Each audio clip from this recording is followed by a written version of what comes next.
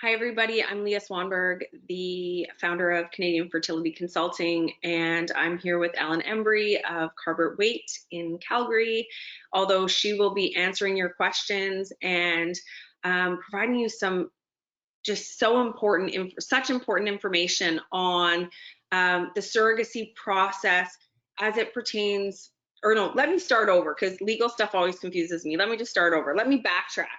Ellen is going to break it down for you. She is going to explain what matters in a contract, how to advocate for yourself throughout the entire process, how to ensure that you are meeting your responsibilities as a surrogate while your intended parents are meeting theirs.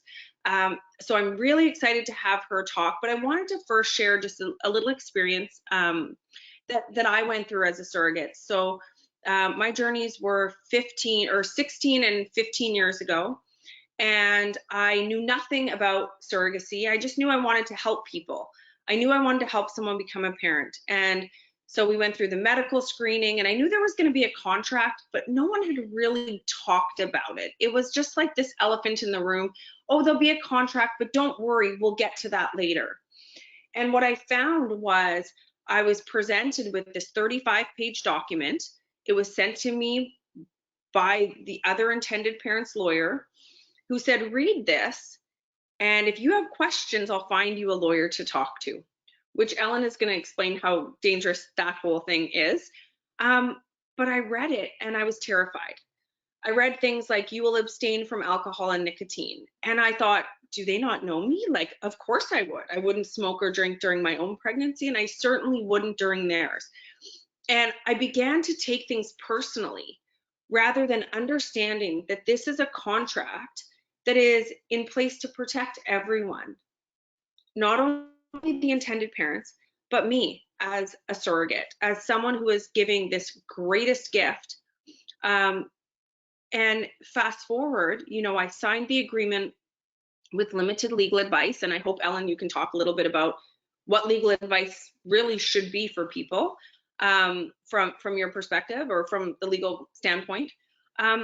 And then I got into the pregnancy, and in my second journey, ended up on bed rest for quite a substantial period of time and was hospitalized.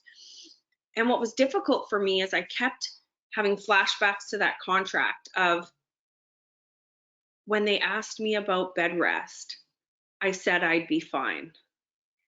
And I kept repeating that in my head because I kept thinking at the time, well, I've never been on bed rest. I don't even know what that would be. And the lawyer saying, ask the doctor, ask your agency, I don't know. And I didn't ask anyone else because I was embarrassed, because I didn't ever want anyone to think that this was about the money, because it wasn't. It was a reimbursement then, as it's a reimbursement now. But in not advocating for myself, in not asking my lawyer the questions I needed to ask, I put my family short. I put my family short in terms of the care that they needed while I was in the hospital. And when I started my agency, when I started CFC 15 years ago, one of the pieces that were most important to me were, how do we protect everyone involved? And in protecting you as a surrogate, it's actually protecting intended parents, because there are no surprises. We're all going in understanding what our roles and responsibilities are as we move through this process. And I really am so grateful to the lawyers who keep pushing us and keep saying, hey, but I want to be able to support the surrogate during the pregnancy if something comes up. Hey, wait, I want to be able to offer advice on employment if her employer decides to, kick her out because she's a surrogate. And all of these pieces we keep, having this pushing in on, and it's amazing. And it really was the reason for this webinar is Ellen and I keep talking about, how do we protect everyone? How do we ensure that your focus, surrogates, is on this insulated relationship with your intended parents? They're going to know everything you need because your agency or your lawyer, whoever, is going to get that information to their lawyer. And so you don't need to worry about that. But we do want to make sure you feel educated, empowered, and ready to advocate for yourself through your lawyer. Ellen, I'm going to turn it over to you because I know you have lots to talk about and have had lots of questions already. So take it away. Thank you so much, Leia, and thank you everyone for joining. Just in case I don't know you, I'm a surrogacy. My name is Ellen Embury. I practice in Calgary with my law partner, Rachel West. I'm a surrogacy and fertility lawyer, and I've been doing this wonderful work for 15 years. The work is really, really fulfilling compared to other areas of the law. But what I want to do is start by saying a huge thank you to you, regardless of whether you are a surrogate or you have been a surrogate or you're thinking about being a surrogate. What you women do is incredible. It is selfless and it's wonderful. And you should all be really excited about the way that you give to people. I mean, that's ultimately what surrogacy is about. I've done hundreds of surrogacies, hundreds of surrogacy contracts, and I've actually been involved in probably, by this point, hundreds of births.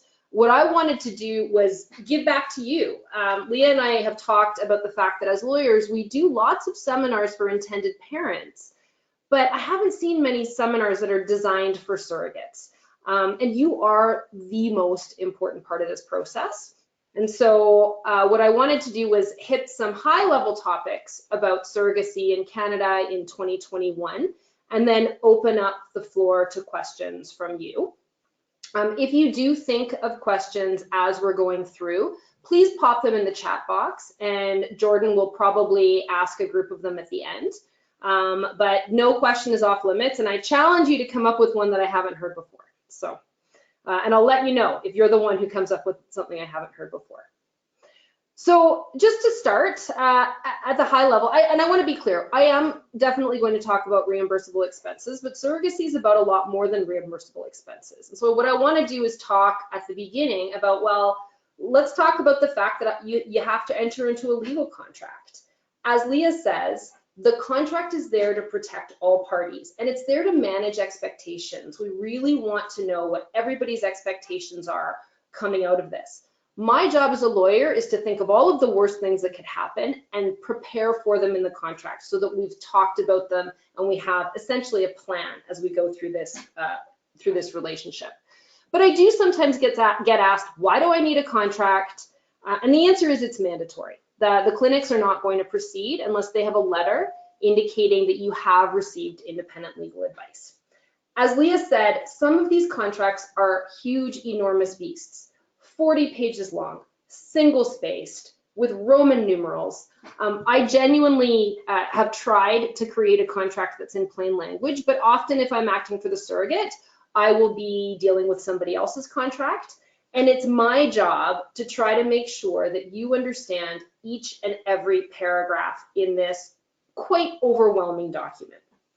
That's the fundamental job of your lawyer. Your lawyer's job is to protect you, to make sure you fully understand the agreement, and to stay with you throughout the process, okay? So it's not a question of, thanks so much, I've spent an hour and a half or 2 hours on the phone with you, I'm now done, take your questions elsewhere. You want to be working with somebody who's going to stay involved. And one of the things that CFC has done is that it has retained lawyers, or it works with lawyers who will commit to staying with you throughout the whole process. And I think that that's a really important difference compared to what we see elsewhere.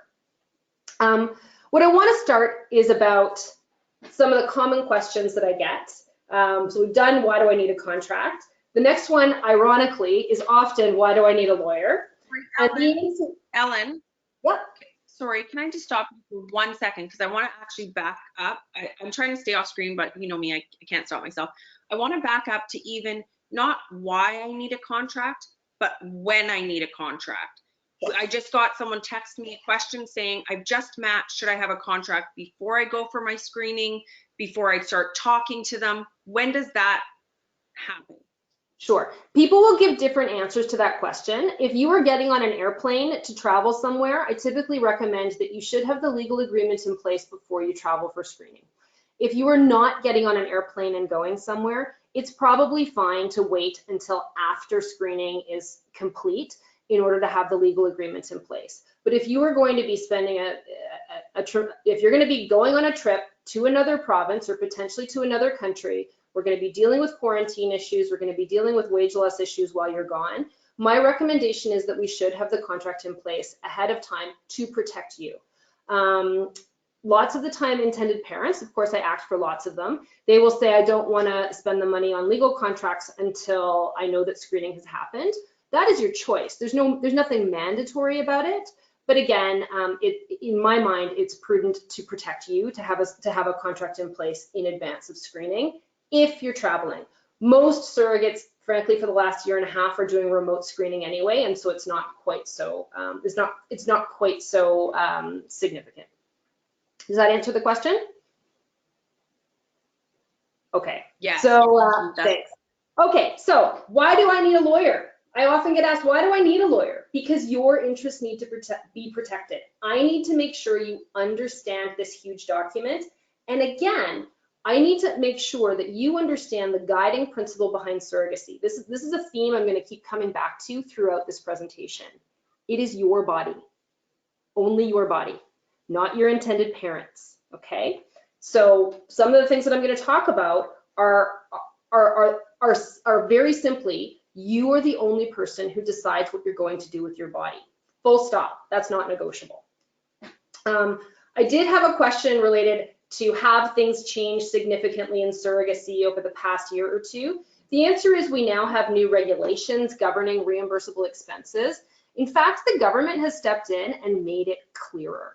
They've made it simpler and clearer. And so if anything, I actually think that surrogacy is a easier process now because we've had some clarity around what the government considers to be reasonable reimbursable expenses and not. And again, I'll chat with you about that a bit later. So top 5 questions. How many transfers do I have to do?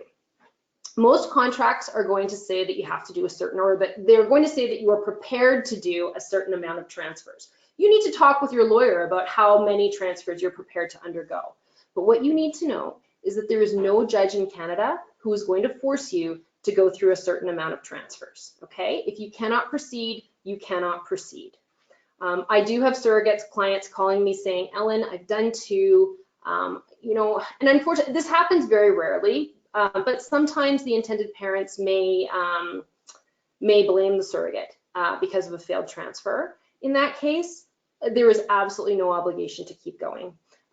Usually we'll say in the contract that if you get a letter from a doctor or from a counselor or from any kind of a medical professional that you can't continue, you simply can't continue. And that's typically the way that we manage that situation. Again, it is your body. You cannot be forced to keep going. I also get questions, of course, naturally, we spend a lot of time talking about abortion or termination. You are in the same position as any other woman in Canada. Your husband or your partner cannot force you to have an abortion.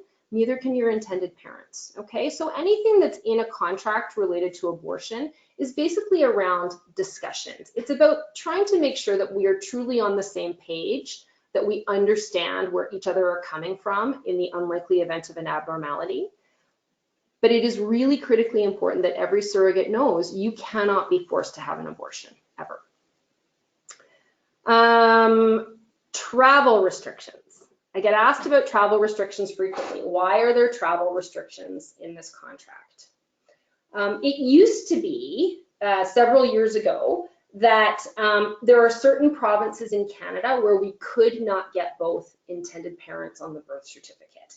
There was a pretty long list of them about 3 or 4 years ago. That list has shrunk considerably. The 2 jurisdictions that I would say continue to be a real problem are Quebec, where we cannot get both of the intended parents on the birth certificate. We can only get one of them on the birth certificate. And then Prince Edward Island, it's doable, but it takes quite a long time. The reason that travel restrictions are imposed usually is because your intended parents want certainty about where their baby is going to be born. The reality is that there are higher costs in some provinces versus other provinces. And so if they had assumed that baby will be born in the province of Ontario, where your friends and family are, and we've agreed, for example, that you can go visit a relative in Manitoba, and the baby's born in Manitoba, there's going to be significant additional cost to the intended parents. And so as a result of that, they're usually going to want to say, okay, after about 34 weeks, you'll stay within the province where you live. US travel is highly risky after pregnancy. And the reason for that is because you may not have medical insurance. And in certain US jurisdictions, we may have major problems getting the parents, getting parentage recognized. But in the US, it's primarily a medical costs issue. So that's why travel restrictions are in contracts. But again, what you should be doing is saying to your lawyer during negotiations, I have friends and family in British Columbia, and we go camping, and we want the ability to do that. And what you'll do is you'll have a discussion, okay, well, what's reasonable? How far away are you going to be traveling from a hospital? Are you going to be traveling, 4 or 5 hour drives, 4 or 5 hour drives without the ability to be close to a hospital? These are all things that just need to be discussed and worked out. And most of the time, your intended parents will be really reasonable. The one thing that I do see is where extended family is in a place like Colombia or Africa. In those cases, typically we're going to see a provision that even for a family emergency, you cannot travel, because the risk of a baby being born in a jurisdiction like those is quite substantial, and we have no idea whether the parents would be recognized as the parent of the child. So that's what we're doing there. Vaccinations. This is a topic that I am dealing with all the time. And we have to go back to the basics. And the basics is, it is your body, and you decide whether or not you're going to get vaccinated. It's definitely normal for intended parents to ask that you follow the advice of your doctors or your midwife. But at the end of the day, nobody can force you to have a vaccination regardless of whether you're pregnant or not. And so there should just be a discussion with your intended parents about your views on vaccination, whether or not you're prepared to have a vaccination. And it may very well be that if your views are, I am not going to be vaccinated, the intended parents may say, okay, thanks, we would prefer to work with somebody who can, and that's just fine. You should not be in a position where you were forced to make a choice that you're not comfortable with. Sorry, I wasn't sure if you can see the questions. It just said, will vaccines start being added to contracts? Oh yeah, with COVID? Vaccines have been in my contract and in most contracts that I have seen since probably for about 6 months now. And okay. Usually what we're saying is typically it will be, you will follow the advice of prior to pregnancy, you'll follow the advice of the transfer physician on whether or not you should get vaccinated. After the pregnancy, you'll follow the advice of the provider, the healthcare provider. But I have clients who are surrogates who say, I choose not to vaccinate. I'm not prepared to vaccinate. And so we will make that very clear during the contract stage, and the intended parents are aware of it.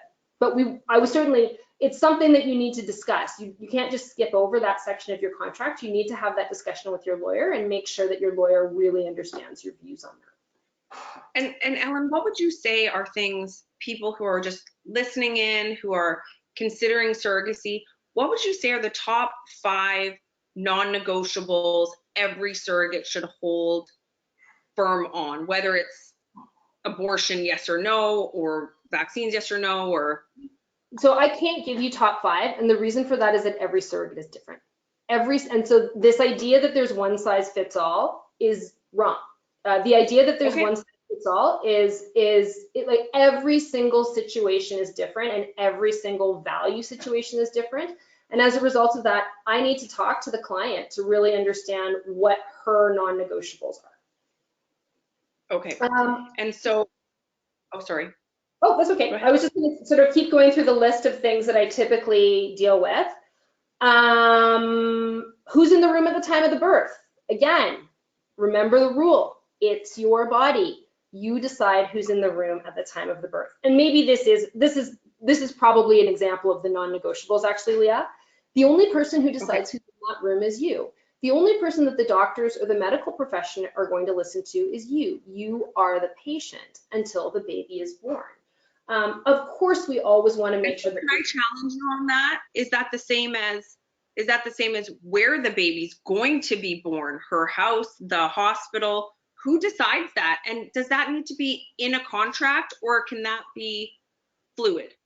Well, typically we want a plan at the beginning. If the surrogate feels really, really strongly that she wants to have a home birth, that should absolutely be in the contract, because some intended parents are completely uncomfortable with the idea of a home birth.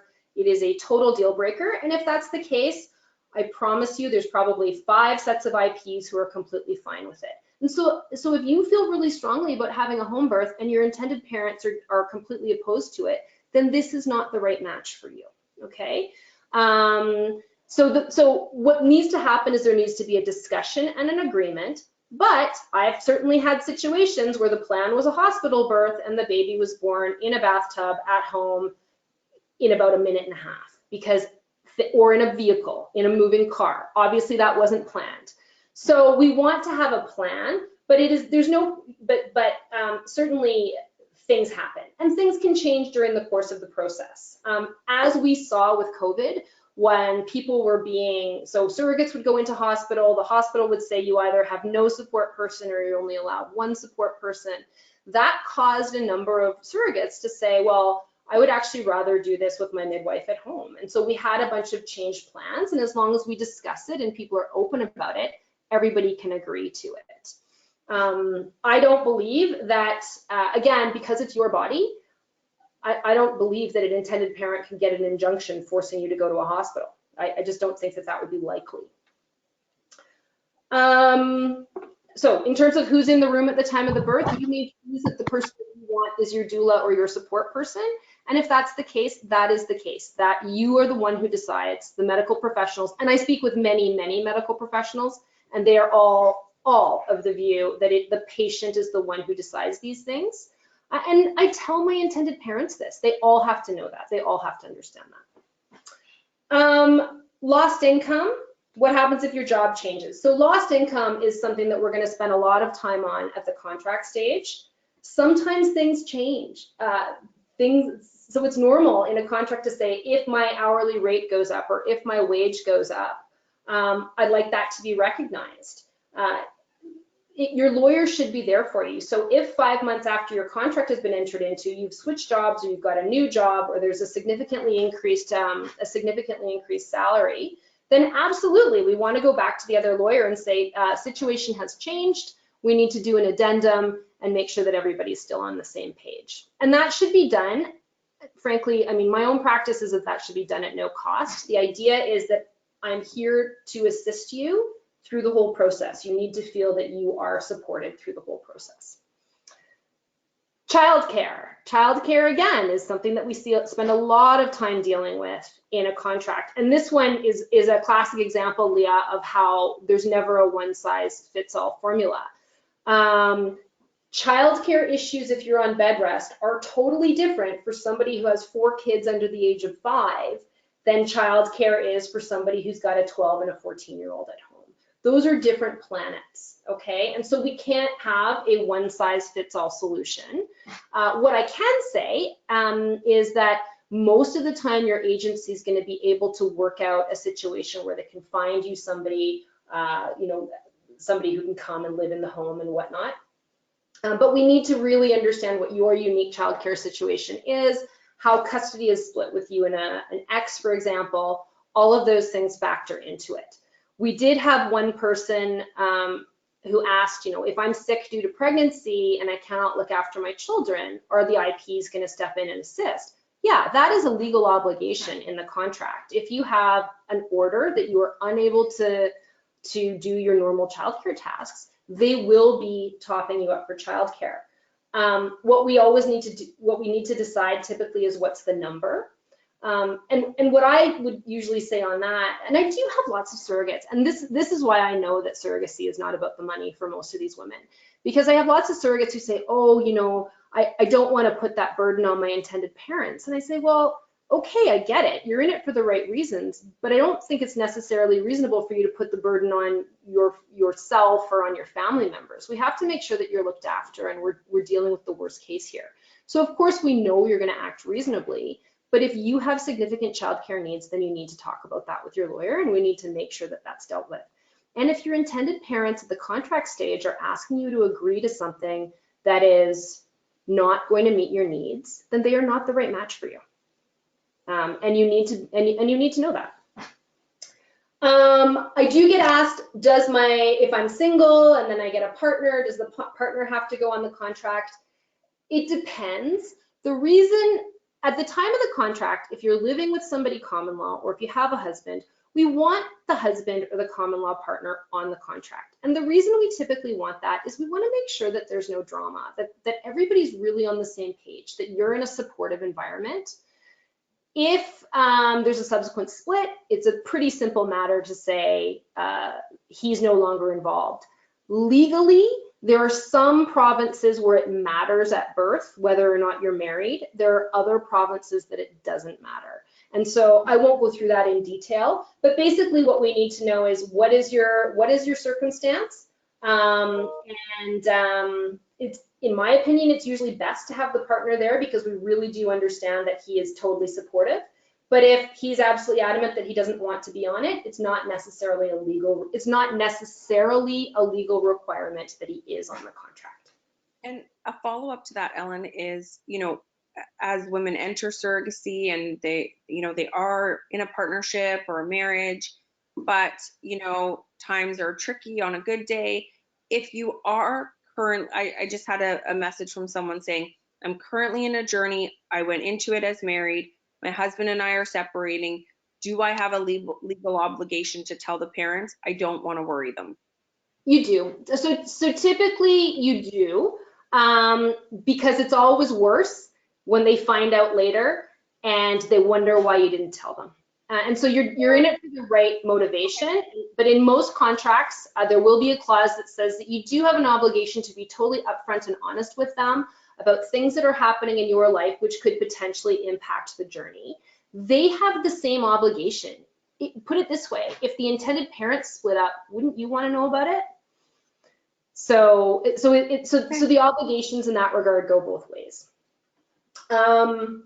Okay, so I actually get a lot of questions about maternity leave and EI. And Rachel and I both have backgrounds in employment law, and so we tend to love talking about this. You can start a maternity leave. You can access EI 12 weeks prior to your due date, okay? But as a surrogate, you're only entitled to 17 weeks of benefits. The weekly maximum for EI is $595. But of course, your maximum is 55% of your gross wage. And there are some really interesting things that have happened with EI related to reducing hours to qualify due to COVID. If you choose to start your maternity leave 3 weeks before your due date and the doctor hasn't ordered it, that's not going to be bed rest, okay? If the doctor has said she's fine to work, she just doesn't feel like working anymore, you can go off work, you can access EI, but the intended parents would not be required to top you up for those 3 weeks up to the date of the birth because you're choosing to go off early. If, on the other hand, the doctor 3 weeks prior to the birth says you have high blood pressure, you have enormous swelling, it's at this point you need to be off work for the safety of yourself and or the embryo or the fetus, that is bed rest, okay? And at that point, you'd be expected to apply for EI, and then the IPs would top you up until the birth. After the birth, once you're in the recovery period, we're no longer talking about bed rest, and this gets mixed up all the time. Once the baby is born, you're in a recovery period. That is post-birth lost income, and we'll see differences depending on your individual circumstances, but typically what we're going to see is that you would be entitled to a maximum of 6 weeks of post-birth lost income, and that would be divided between what you recover in EI maternity benefits from the government, and then the balance would be topped up by your IPs. If you have a C-section, there is typically going to be a provision that there are additional funds available to you, but there's sometimes confusion about that. It's pretty normal to see if there's a C-section, there's an additional $2,000 available to you after the birth. But obviously that's not a lump sum. That's additional reimbursable expenses. So you may need to take an extra 3 or 4 weeks off work. You may need additional help around the house. Potentially your husband has to stay home to help out with the kids while you're recovering from the EI, from the C-section. And so that's what you would be doing in terms of reimbursable expenses on that additional $2,000. And I just have a question on top of that that just came in. As a surrogate, am I required to use my employee benefits for short-term or long-term disability, as they can fall into the next year and I'd prefer not to use them? So typically we really need to understand what they are. If it is a use it or lose it policy, normally what we're going to do is we're going to build in a provision that your IPs are going to top up the bank of what's there. So with lots of short-term disability policies, there is a provision that says before you can access your employer's short-term disability, you must use up all your vacation days and all of your bank sick time. In that case, if you have to use those things up and lose what's in the bank, then the IPs will typically reimburse you for those losses, and that would typically always be over the cap because that is lost income. If, on the other hand, so it's really just a question of once I've used it, have I lost it, and has a bank been depleted? If the answer to that question is yes, then I would push hard for you don't have to access them. But if the answer is no, that it just is what it is and you get 60% if you qualify for the STD, then I would typically argue that you should be using them. And so ladies, I want to just pause here for 1 second because we're like a half an hour into this. There's been lots of, legal explanation in very clear English. Thank you, Ellen. But what I want you to really get from what you've heard so far and what, you're going to continue to hear into the last moment of this webinar is that your lawyer is there for you. Mm-hmm. Your lawyer is being paid to protect you and in turn to protect the relationship you have with your intended parents. So there is no question off limits. If you want to ask your lawyer if the doctor says I can't have sex, can I have sex? If you want to ask your lawyer about your wages, if you want to ask your lawyer about walking away because you're having, mental health issues because of COVID, your lawyer is there for you without judgment, but with compassion and kindness and care for your well-being. She has no relationship or responsibility, and this is what's important. Your lawyer has no relationship or no responsibility to the agency you're working with, to your intended parents, to your clinic, to your midwife or OB. She is there for you. And whether that's supporting you with going back to your agency and saying, hey, I didn't say on my profile, why does it say this? Or whether she, is your voice and does that for you. Some of the most meaningful emails I get as an agency or owner are from surrogates lawyers saying, hey, this surrogate in your program, she's not feeling cared for. This is really important to her that it's in the contract and it wasn't on the documents you sent us. Can you please resend them? Absolutely. And the same with the clinic. If you have a question for your clinic, how is the clinic protecting you against HIV and other, transmissible infection or transmittable infections, or, you've received the waiver from the clinic, or any documentation that is making you just a little unsure about this process and it really sounds like a legal document, your lawyer is there for you. They don't work for the agency that's referred you. They don't work for your clinic. They work for you and with you. And the relationship you build with this person, this lawyer who is there to care for you, is really going to go the distance. And when you sign up for another journey, if you do, you're going to know, oh, hey, Ellen, yeah, she had my back. She had my back against the agency, against the clinic, against all these people. And listen, there's no fighting here. I mean, this is a really beautiful experience and we love it. But I want someone in your corner that's going to come for me or anyone that is going to put you in a position that you aren't comfortable with from a legal, medical, mental health perspective. I wanted to just sort of yeah, That's a really, really important point, Leah. And a lot of surrogates have not had dealings with lawyers before. So let's be crystal clear about this. If I am your lawyer, I am not allowed to say anything to your IP's lawyer without your permission. If I am your lawyer, I am not allowed to say anything to the agency about you without your permission. And I'm certainly not allowed to disclose information about you that you did not give me permission to disclose. Normally, the way that I handle the agency is that I will usually send you a note that says, you know, I can't say anything without your permission, but I like to be able to discuss your case with the agency. You are able to withdraw that consent at any time. So you drive the bus, you decide what gets disclosed. And of course, absolutely everything that you say is confidential. And I could have very serious law society repercussions if I ignore that, okay? So the fact that you're not paying the legal bills does not change the duties, which are very, very significant. And it is important to be able, because I have had surrogates who say, you know, I've got issues with the agency. I ask for permission. Are you comfortable if I call up the agency and tell them that? And if they are, I mean, usually we can get it resolved super fast. Okay, so we'll talk about bed rest quickly. Just so that you know going into it, bed rest is the biggest fear both of the intended parents and of the surrogate, okay? Bed rest is not expected. We don't expect difficulties in pregnancies. Most of you have had completely normal pregnancies. We need to think about it, and it's really important to have a very detailed discussion with your lawyer. How do I protect myself in the event that I can't go to work or I can't look after my children?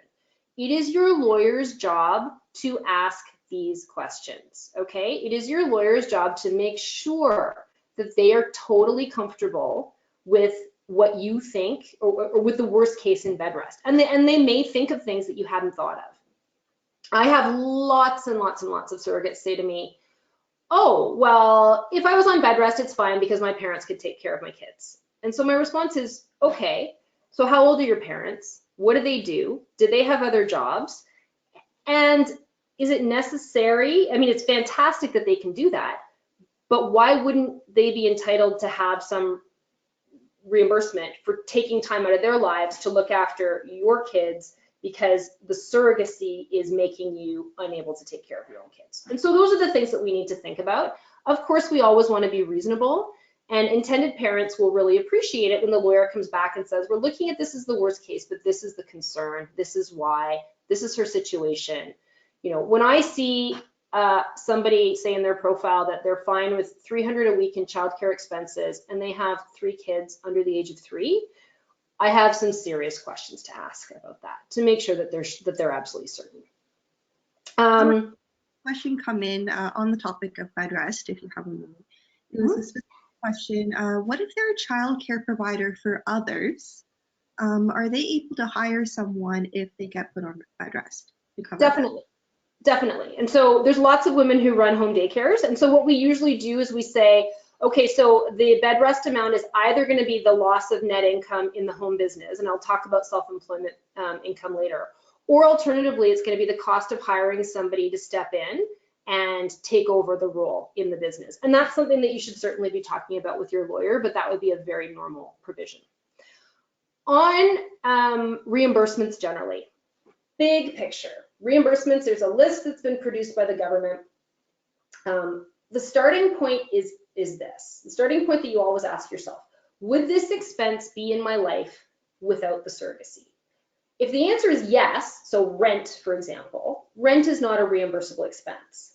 But if we can clearly relate the expense to the surrogacy, and that includes groceries, and it includes communication costs with your IPs, it includes every time you walk out of your house to do anything surrogacy related.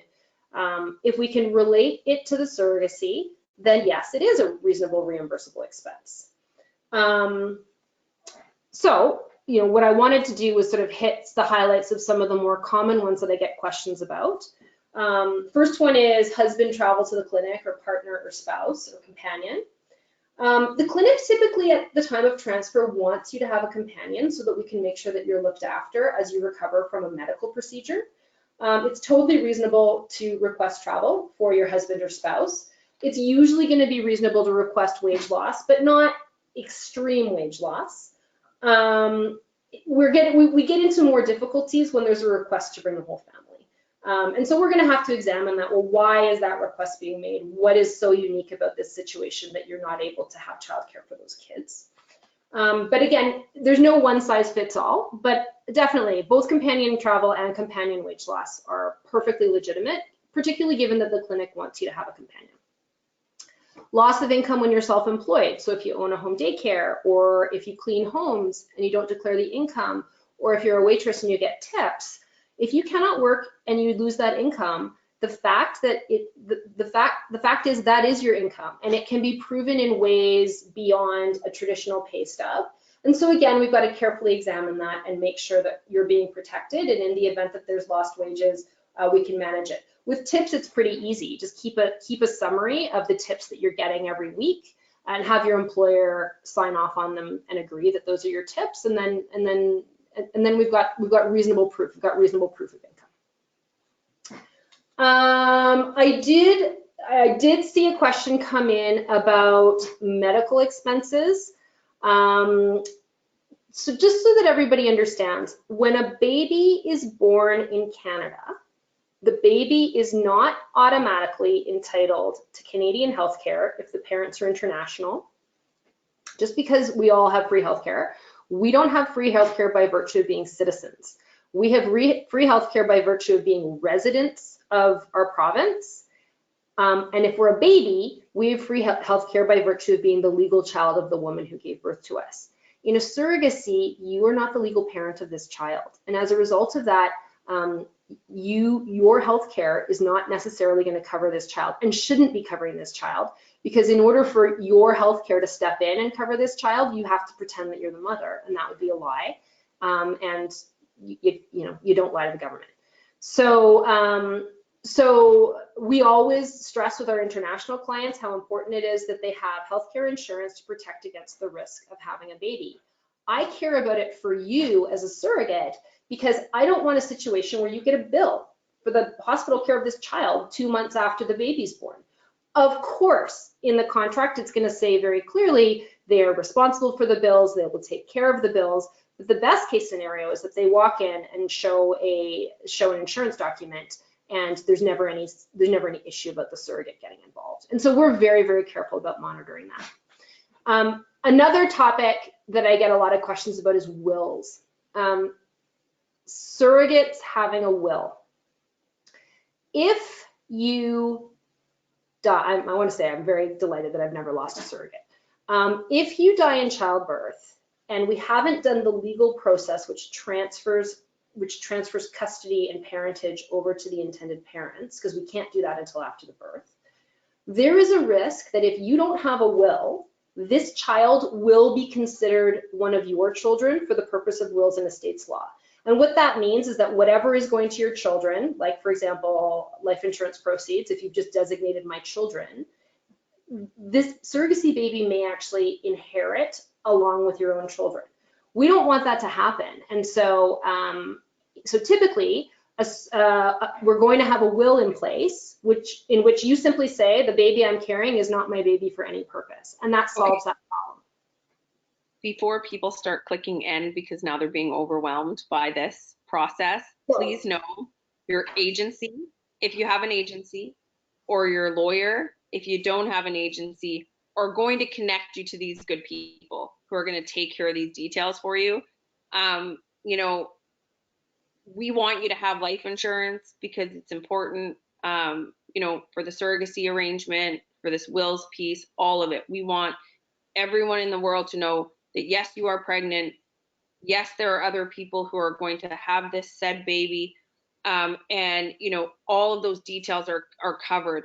But just know all of the things that Ellen is talking about that are important pieces for you to ensure that you are protected, those details will be managed by outside people. It's really important, again, that you're able to focus on the relationship with your intended parents and that you have your people.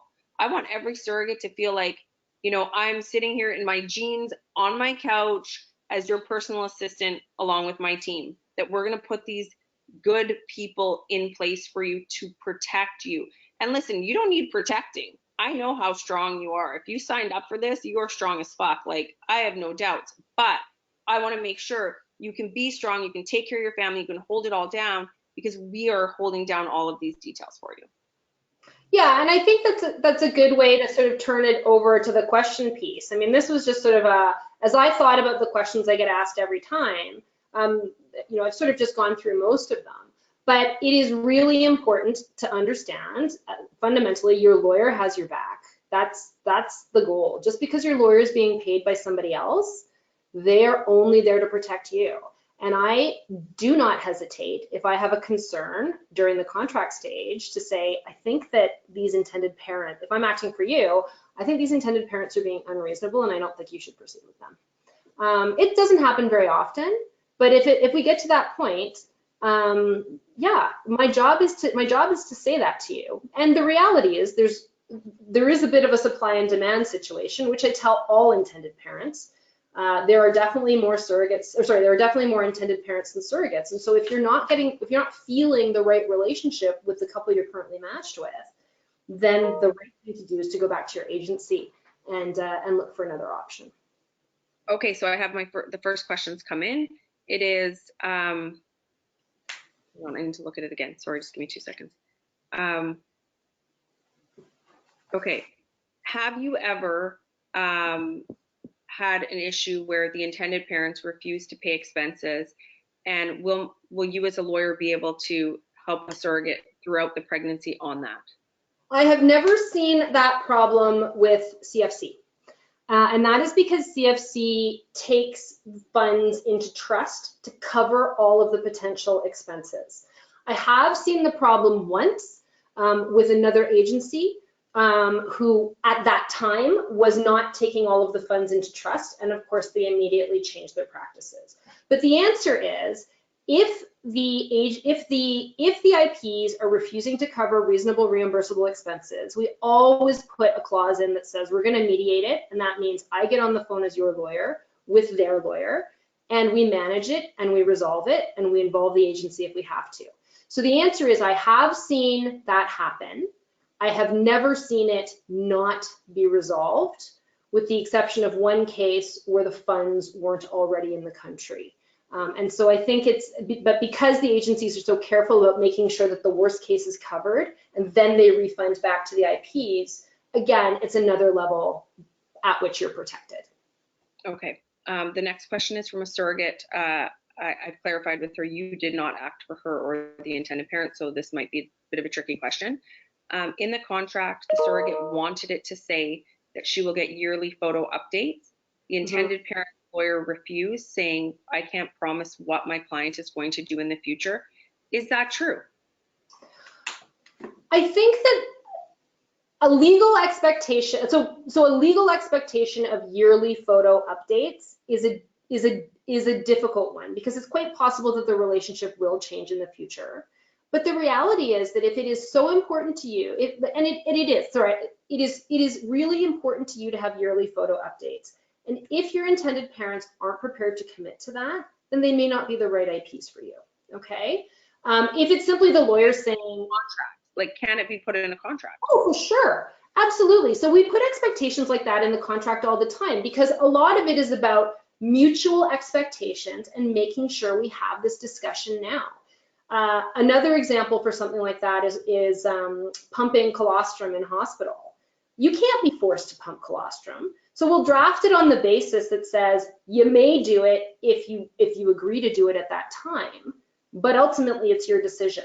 And so the way that I would typically see yearly photo efforts is I would absolutely put it in an agreement. And I would say, you know, we'll make best efforts to exchange photos on a yearly basis. But you have to remember that the ultimate fear is always, is she going to try to become a mother to my child? And so you have to discuss those things and make sure that everybody understands that that's not what this is about. This is just about keeping you informed. So on that, you know, I know that for us, we've never had a surrogate change her mind. But in Canada, Ellen, are you familiar with any cases that a surrogate's changed her mind, and from a legal perspective, or parents have changed their minds, or, you know, these crazy stories? Like, do you have any, you know, we all want the tea. I have never seen a surrogate have never seen, and I'm not aware of any surrogates changing their mind. The surrogates, and I always tell this to IPs, because the first question all IPs ask is, what if she tries to keep my baby? The answer is, that is not going to happen. She is not interested in keeping your baby. But my other answer is, if she even tries, we would need to explore the rationale. If at the end of the day she says, I'm not going to sign the documents unless there's a further X dollars in expenses, that's extortion. So that would probably result in the police getting involved.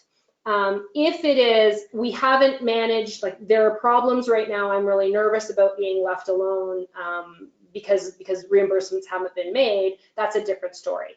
But no, I have not seen a surrogate change her mind. I am aware of a couple of situations where the intended parents did not take their child for various reasons. And in those cases, ultimately, every one of them had a happy ending. Every one of them, the child was adopted out into a loving family in Canada. But Amazing. There is a far greater chance. I always tell intended parents, and they are so shocked by this. This is very, very few and far between in thousands. There is actually a far greater chance that the intended parents would change their mind than that the surrogate would. Absolutely. So those are all the questions I have. Jordan, did you have any other questions? I just have one more question here that you guys didn't cover yet, but you guys did a great job covering everything else. It's a question from a current surrogate who is a PSW, but this could apply to other positions as well. Working in a long-term care home, what happens if they go on a COVID outbreak and she's either sent home from work or has to isolate, for example? So that is a difficult one, and it would depend on. Is that a pregnancy-related expense? If parents say, my surrogate works in a hospital, I don't want her around a whole bunch of COVID people, or, you know, I feel like that's a horrible way to say it, but I don't want her around that. Can I, as the intended parent, say, you know, with her agreement, this is a pregnancy-related expense. I don't want her at work. Actually happened with her last previous journey, she said, when COVID first began last year. So would that still apply this time? So the answer is, she is in no, so if she loses the job through issues that are not pregnancy related, then the intended parents would not have to step in and cover the wage loss, because she's in no different position as any other person who had lost their job for issues that are not that are not pregnancy related. If the home is saying, we are afraid of having you here because you're pregnant, so you alone are going home and the rest of our care providers are staying here, that's different, because we're actually, you know, and so that is potentially different. Ultimately, the law on lost wages is super duper clear. There has to be a doctor's letter or a midwife's letter that says that continuing to work is dangerous for either the woman carrying or for the fetus. And so it always depends on whether we can fit it into that category. But, you know, a business shutting down and everybody getting sent home, typically the intended parents would not be expected to cover the wage loss there. Okay, great. And she was also wondering, so what if that is her decision? So what if she's not feeling 100% safe? Is she okay to the doctor or to her IPs?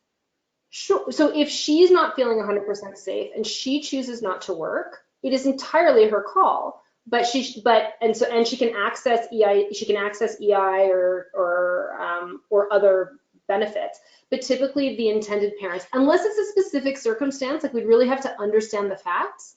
But typically the intended parents, that's no different than the situation where she just decides to start a mat leave 4 weeks before the birth so that she can relax and get ready for the birth. That is her decision. It's not ordered by a doctor. And in Canada, under our law, wage loss has to be medically approved, meaning there has to be a note from a doctor that continuing to work is going to harm either the surrogate or the fetus. Okay, thank you, Ellen. That was all of the questions on my end. So I really want to just wrap this up by saying, you know, 3 years ago, maybe 4 years ago now, probably 4, CFC took the position that mental health support was important throughout an entire journey and until the agreement with intended parents was closed, and even sometimes even further than that. When it came to surrogacy, we wanted to make sure everyone had access to a mental health practitioner who could support them. And in this last year and COVID and, the world just being upside down for a great deal of it, we were given these really wonderful opportunities to revisit our policies, to look into how we are supporting everyone involved. And the one thing that kept coming up was we are unable to meet our surrogates' needs because we're not legal professionals. So when they're asking, ahead of time about wage replacement, and when they're asking at 11 weeks, a question around the legal piece they're in with their intended parents, or they had questions about any kind of legal process, we were failing them as an agency. So we went out to the lawyers and said, we need more help. We need more support. We need to know that you can be a part of this journey for the surrogates, just as a therapist is. You are part of this team, not just someone who gets the surrogate to sign the contract. It's about so much more than that. So we found a handful of lawyers who made this commitment to our surrogates that, through us saying, yeah, we can show up for these people. And here's what showing up looks like. It looks like having this call ahead of time, ahead of the contract, to talk about all of these things to ensure that your lawyer's got it right.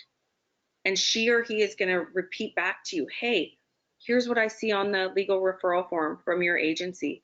Am I missing anything? Did I get that? Really being curious, not nosy, curious. They want to know how they can support you. And then checking in throughout the pregnancy and following up. And do you have any questions? Was everything covered? And as a birth approaches, hey, I know, we're getting there. Do you have any questions about that? And the paperwork you're going to be signing, because in every province in Canada, because Canada is different. And Ellen may be your lawyer, but you may live in New Brunswick. And so we want to make sure that Ellen has provided you some information closer to the time of birth around what that's going to look like for you. And so this past year, like I said, we found this handful of lawyers who said, yeah, sign me up. I want to commit to these women in a more meaningful way, because it did feel kind of like, hey, let's get this signed, done. And they weren't having that opportunity to nurture and care for someone, which as lawyers, we hear about them not being nurturing and caring, but I'm going to tell you, many of the most meaningful calls I have are with lawyers about how do we fix, how do we make this work for people? How do we, ensure that the hospital is going to let the people in, that we all want to be there if possible. And so, I really want to encourage you guys, as you're interviewing agencies, don't just ask about what the agency is going to do for you, because as agencies, we can do a lot, but we're no lawyer and we're no mental health professional.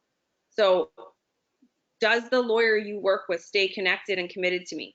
Does the mental health professional that's going to see me at my clinic, are they going to be able to follow me through the pregnancy? And, all of those things are so important, which is why this webinar, sure, I own CFC, big deal. This webinar is really to ensure that people have the information to make informed choices. So as I finish up, thank you so much for joining us. If you have questions about the legal process, you're going to get a recording of this video, Ellen's contact details. You'll have our details, and we'd love to connect and really commit to your success in this journey. Yeah, and so I would really echo that. Thank you for your time, first of all of you. Absolutely, reach out. If you have other questions, send me a note. I'm happy to answer general questions. If you find, at the end of the day, I am 100% confident that nobody would ever call my office after we had acted for them with a question 6 months later, and nobody's ever going to hear, oh, I'm sorry, my retainer's over, I'm not here to help you anymore. And if you hear that from anybody, you should immediately call up your agency and let them know, because that's not an acceptable way. You can't look after somebody at the beginning and then when things go wrong in the middle, say, sorry, I'm not on your team anymore. That's not, in my mind, that's not acceptable and it's not ethical. So, hopefully I've answered some general questions, and I kind of want to end the way I began, which is thank you so much for what you do. You are the reason that a lot of us are in business. It's you. You are the incredible women who do this, and I know that you do this for all the right reasons. And thank you. Thank you so much. Thank you, everyone. Have a great rest of your Wednesday.